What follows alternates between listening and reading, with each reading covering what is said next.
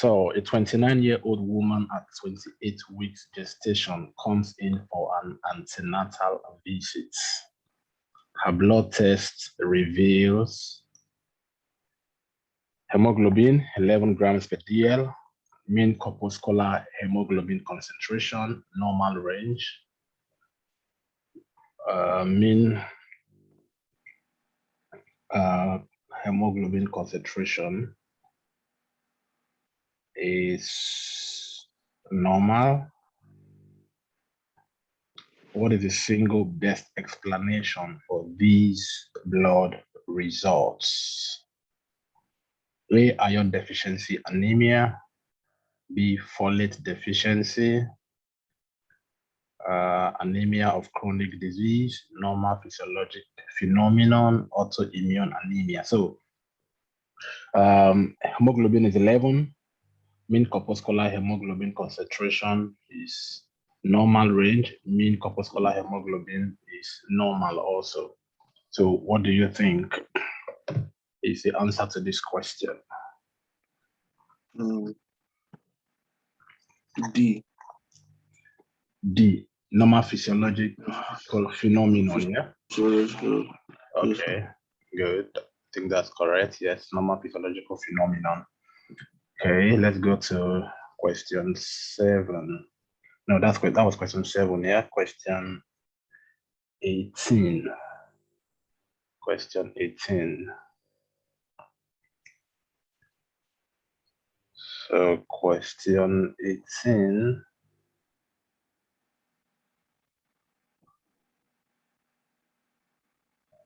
Okay, let's see. Okay, this question 18. 66-year-old woman is confused. Maybe you should read.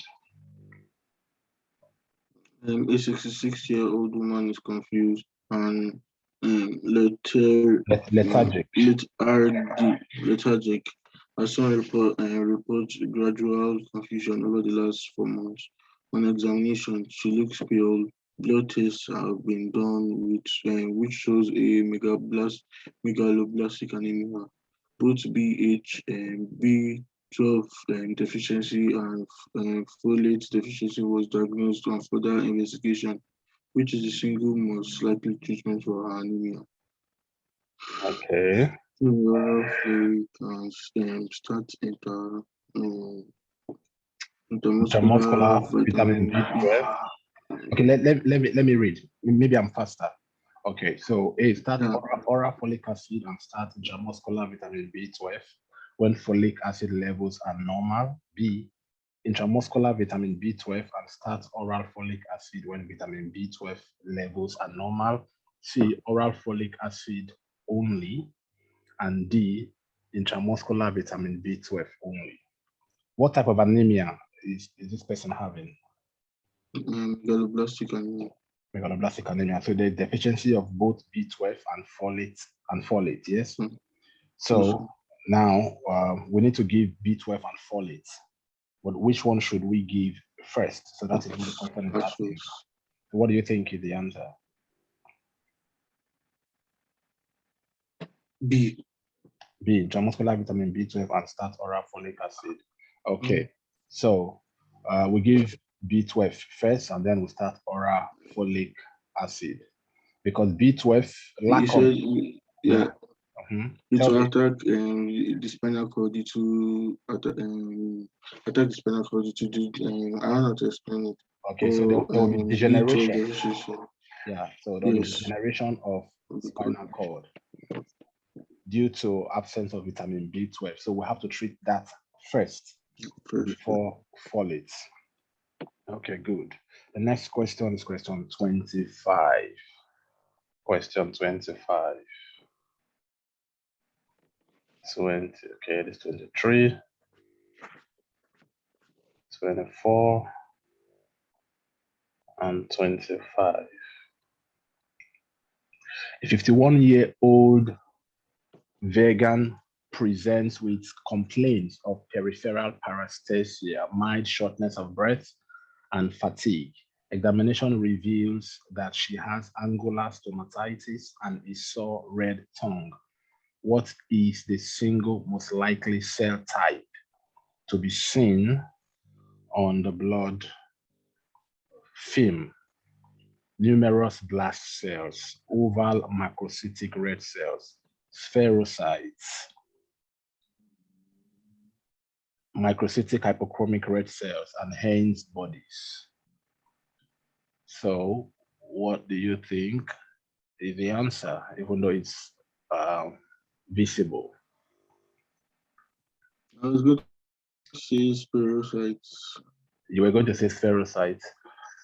Okay. Or the oval macrocytic red cells. Okay, what type of anemia do you think this person has? She has red blood cells and anemia.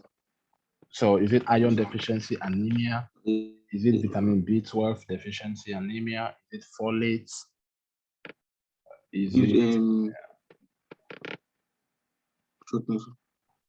okay? It's iron deficiency. Okay, why did you choose iron deficiency? Because of the symptoms.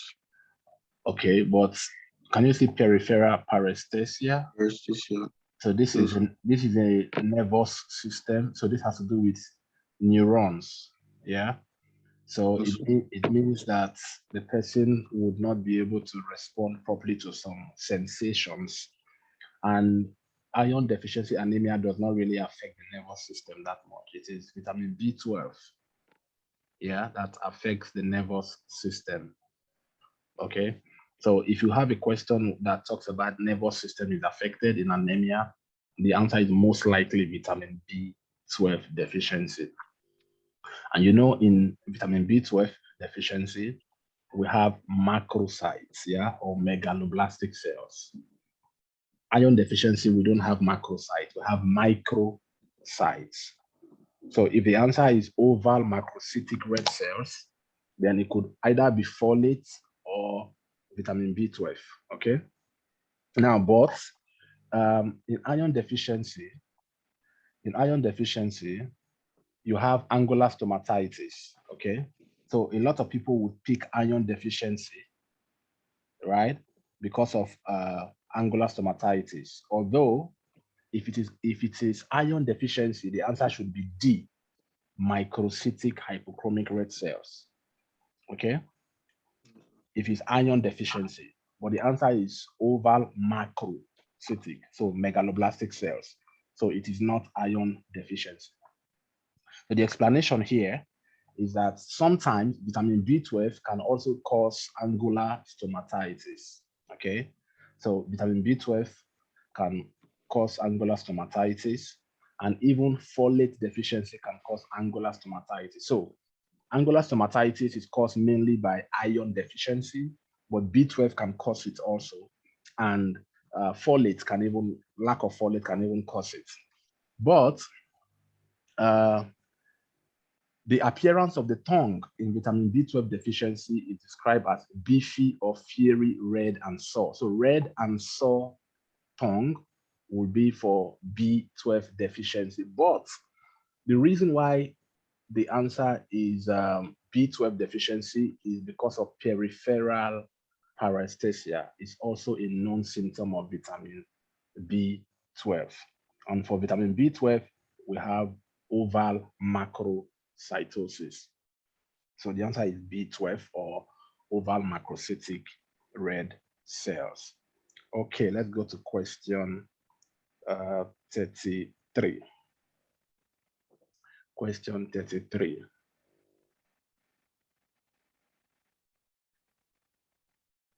This is 30,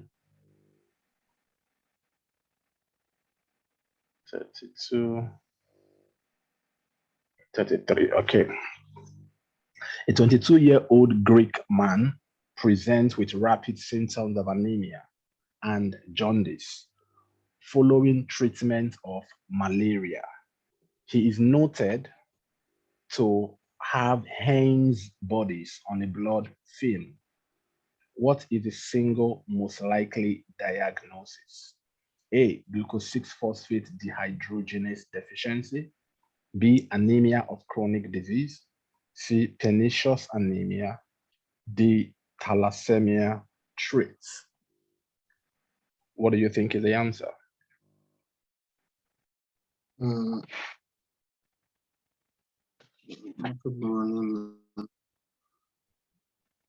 Pernicious anemia. Okay. Oh, wait. Anemia of chronic disease. Okay, so remember we had a class where I talked about glutathione, and where I said the absence of glutathione will lead to destruction of red blood cells due to oxidative injury. Yeah. So the day we had that class on the big screen, we didn't use Zoom on that day. So I mentioned that when there is lack of glucose-6-phosphate dehydrogenase, you cannot produce NADPH. And without NADPH, you cannot get glutathione. And without glutathione, the red blood cells will be destroyed by oxidizing agents. Okay, so here, and most times they say you find a patient, when a patient takes a malaria drug that contains sulfur. So sulfur containing drugs can destroy red blood cells through oxidation if there is no glucose-6-phosphate. So glucose-6-phosphate help to prevent oxidative destruction of the red blood cells. So when you see a question that says a patient took anti-malaria drug, right, or a sulfur-containing drug, and after taking the drug, there was anemia, you should suspect the absence of glucose-6-phosphate dehydrogenase. Okay. And another thing that you need to know is the presence of Heinz bodies. So for glucose-6-phosphate dehydrogenase deficiency anemia, the blood film contains Heinz bodies. Okay. So the answer is glucose-6-phosphate dehydrogenase deficiency. Hence, bodies are pathognomic for glucose-6-phosphate dehydrogenase deficiency.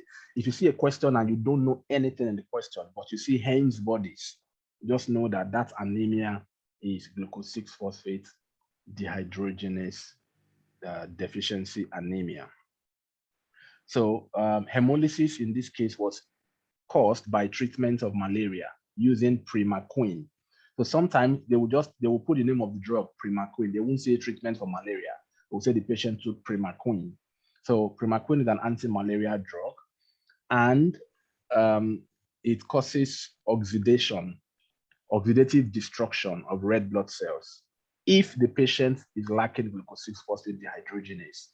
But a patient that has normal glucose-6-phosphate dehydrogenase will not have anemia after taking primaquine or sulfur-containing drugs. Why?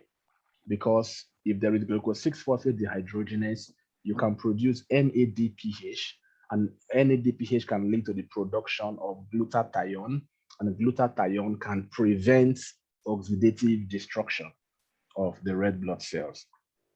Okay, so here, this is a scheme here.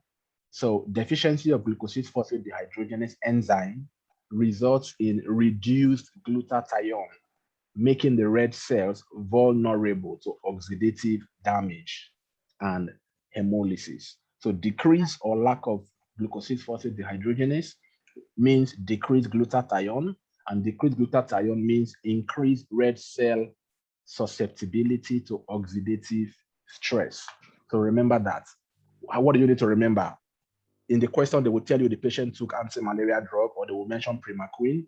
Two, they will say there is Heinz bodies in the blood film. So when you see these two things, know that it is glucose-6-phosphate dehydrogenase anemia. Okay, next question is Question number 36. Question number 36. Okay. So a 20-year-old man presents with development of low back pain, shortness of breath, and dizziness 3 days after taking Primaquine to treat malaria. His past medical history is significant for neonatal jaundice. What is the single most likely diagnosis? A, hemolytic anemia, B, pulmonary embolism, C, allergy to Primaquine, D, thalassemia trait, and E. Okay, just choose from these ones. What do you think would be the answer? Hemolytic anemia. Hemolytic anemia? Yes, sir. Okay, good. Hemolytic anemia. So it's exactly what we answered before just now. Okay, question 43.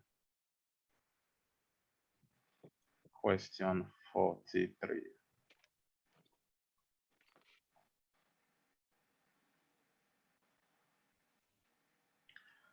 A 26-year-old man develops mild anemia following a chest infection. A blood film shows Heinz bodies. What is the single most likely diagnosis? A, hereditary spherocytosis, B, glucose-6-phosphate dehydrogenase deficiency, C, alpha thalassemia, D, beta thalassemia, and E, hereditary sideroblastic anemia. So what do you think? B. B. Okay. So the same thing, glucose-6-phosphate dehydrogenase. Next question, question 45. A 29-year-old man has back pain and abdominal pain following treatment of malaria. His urine has become dark and his eyes have a yellowish tint. He has had gallstones in the past. His past medical history includes jaundice when he was a neonate. What is the single most likely diagnosis? What do you think is the answer?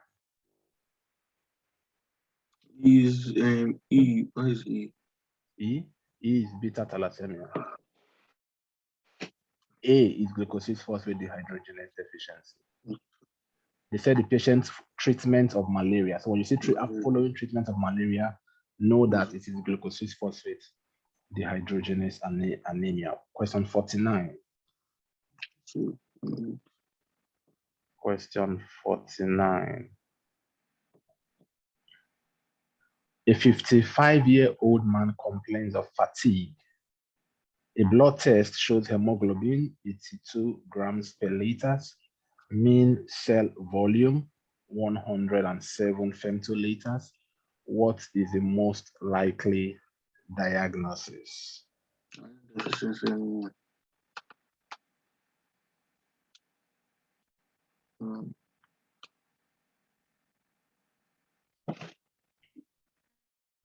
Okay, let's see the other options. So what do you think is the answer? Folate deficiency. I didn't know. You didn't know the answer, yeah? Okay, so Yeah. now look at the mean corpuscular volume, 107 femtoliters. So 107 femtoliters is higher than the normal mean corpuscular volume. So anytime you see high mean corpuscular volume, you should suspect either B12 deficiency anemia or folate deficiency anemia, because mean corpuscular volume higher than the normal value shows you that there is macro or megaloblastic anemia. Okay, so that is why they didn't put B12 deficiency in the question and folate. So it's either of them, either folate or B12. So mean corpuscular volume is high. Remember, I gave you the values of mean corpuscular volume, the normal value.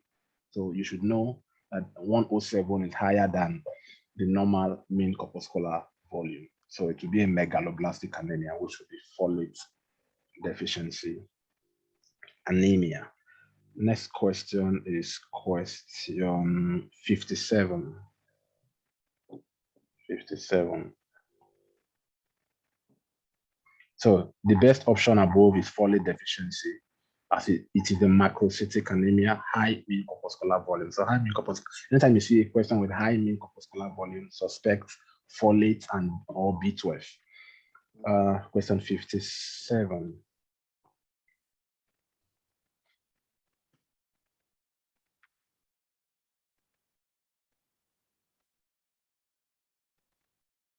Okay.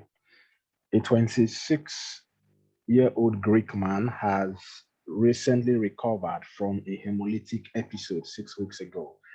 The hemolytic episode occurred a day after he ate a traditional Greek dish. Glucose 6-phosphate dehydrogenase deficiency is suspected. What is the single most definitive diagnostic test?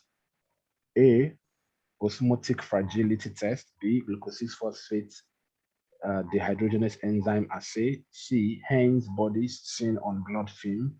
D, bite cells seen on blood film. Okay, we already know the answer. They told us that they are suspecting glucose 6-phosphate dehydrogenase deficiency. So the only way to confirm that is to do an assay of glucose 6-phosphate dehydrogenase. So you would know if it is the enzyme is present or lacking. Okay. Good. I think that they said the patient ate a day after eating a traditional Greek dish. Maybe there's something in that food that has oxidizing effect, right? Okay. Next question is question 57. Now, by the way, know that Heinz bodies and bite cells can be seen on the blood film, right? They can be used as investigative parameters for glucose 6-phosphate dehydrogenase, but they are not the definitive diagnostic test. So the most specific test you could do to prove that it is glucose 6-phosphate dehydrogenase deficiency is to do G6PD enzyme assay. Even though we know that the blood film will have Heinz bodies and bite cells, yeah, but that is not a proof. To know the proof, you need to do this test to see if it is absent or not. Question 63.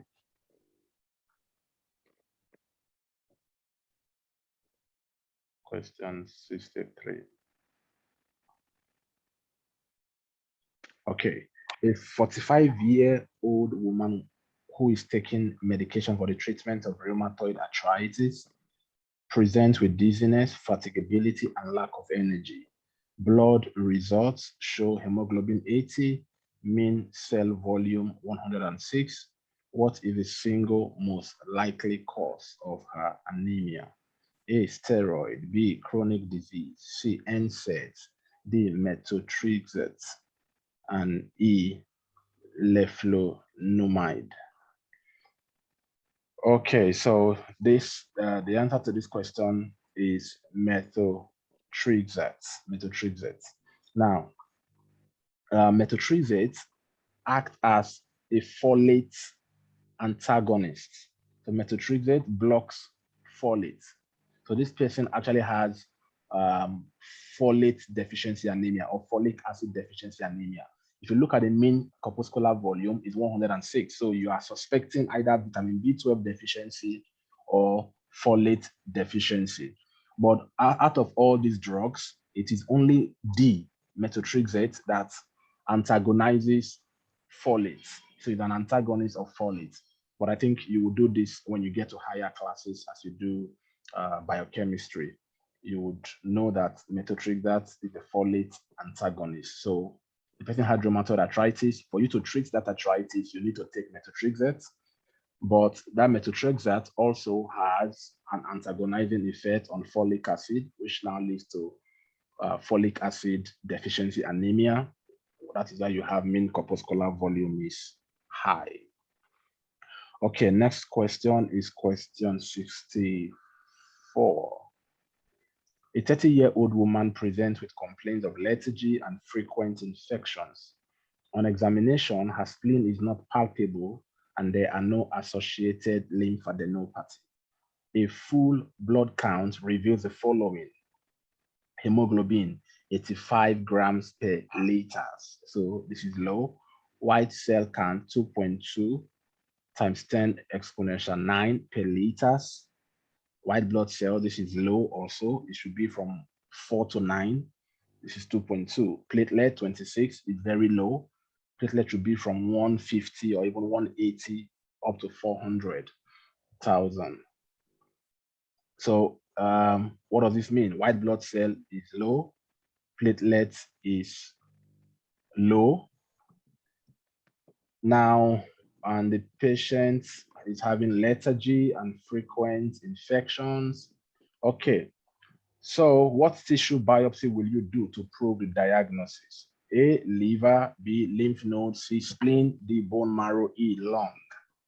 So the answer is what? Bone marrow. That is the major place where these blood cells, hemopoiesis, takes place in the bone marrow. Yeah, and when you see this patient has pancytopenia, so there is reduction in all blood lines. So it means that there is a problem with the bone marrow. Okay, so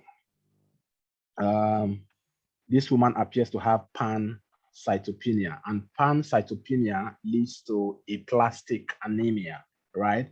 So this patient probably has aplastic anemia. Give me 1 minute.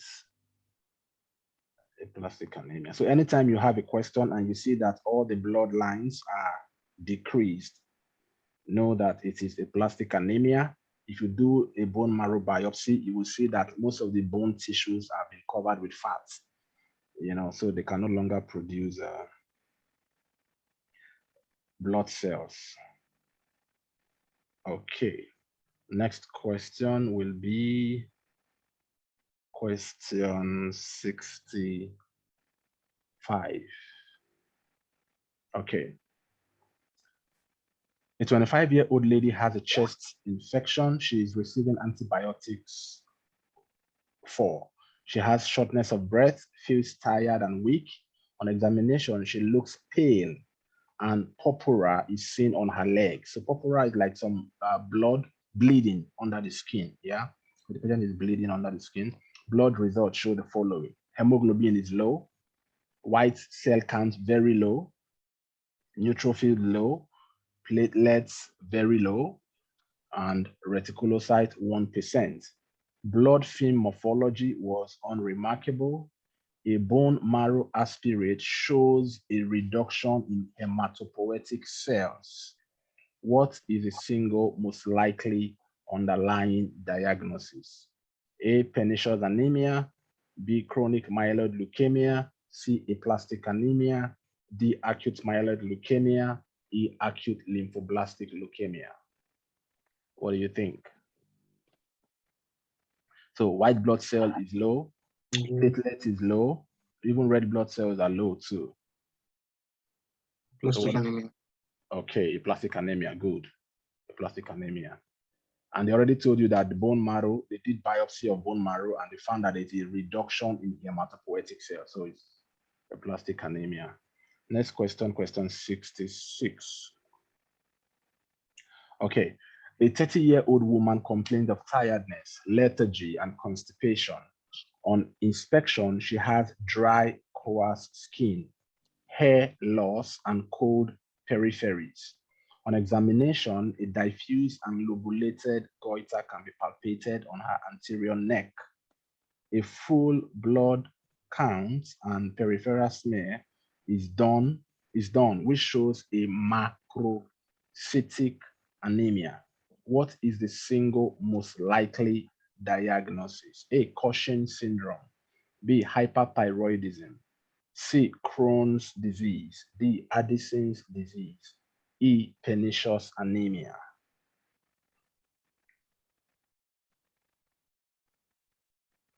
Addison's disease. Okay. Yeah, I know you are guessing, yeah? Yeah. Okay.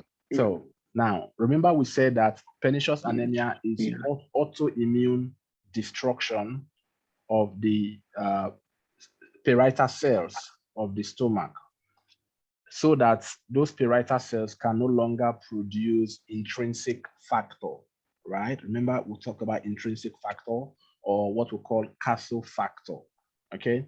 Now, when that, it is autoimmune, so antibodies are destroying the person's parietal cells so that they cannot produce intrinsic factor. And without intrinsic factor, you cannot absorb vitamin B12. Remember, we said that vitamin B12 can only be absorbed when it binds to intrinsic factor. So in this patient, since they said the person has a kind of autoimmune disease, and that autoimmune disease is affecting the thyroid gland. So there is a high possibility that the person has pernicious anemia, which is autoimmune destruction of the parietal cells. So this person has goiter, the neck is, swollen. So it is called Hashimoto thyroiditis. So it is an autoimmune destruction of the thyroid gland. So it means that if the person has autoimmune destruction of thyroid gland, there is a possibility that the person also has autoimmune destruction of the parietal cells of the stomach, so that they cannot be intrinsic factor. And without intrinsic factor, there cannot be absorption of vitamin B12. And without vitamin B12 absorption, what you get is vitamin B12 deficiency anemia. And you can see here, they said a full blood count and peripheral smear is done, which shows a macrocytic anemia. And if it's macrocytic anemia, we are suspecting either folate or B12 deficiency, right? And the option here, the only thing that gives you a clue is pernicious anemia, because pernicious anemia leads to vitamin B12 deficiency anemia. Okay, good. So I think, let me see if we have how many more questions? Two more questions. I will send you those two questions so that you finish them on your own. That will be your homework. I'll send you the two questions. You send the answers to me. Okay. Okay, sir. Good. See you tomorrow. Okay, sir. All right, sir. Yeah. Bye bye.